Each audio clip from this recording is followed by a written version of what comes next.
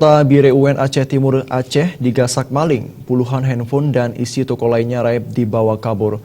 Aparat kepolisian Polres Bireuen langsung melakukan identifikasi lebih lanjut untuk mengungkap pelaku pencurian tersebut.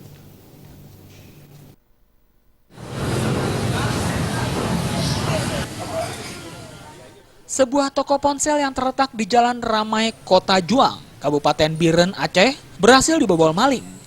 Diduga pelaku melakukan aksinya sekitar pukul 5:30 waktu Indonesia Barat Selasa pagi.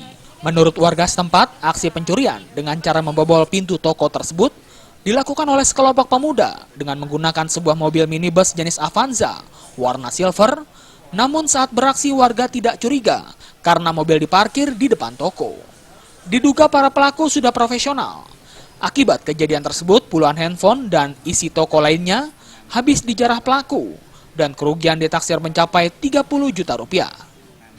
Dengan nambah, perkiraan kerugian sampai berapa? Sekitar 30 juta. 30 juta. Itu Bapak tahunya dibobol jam berapa? Tahunya sekitar jam berapa tadi ya? Jam 8 atau setengah 9. Langsung lapor polisi ya? Langsung lapor. Sejauh ini aparat kepolisian Polres Biren masih melakukan identifikasi lebih lanjut untuk mengungkapkan pelaku pencurian tersebut. Dari Biren Aceh, tim liputan melaporkan.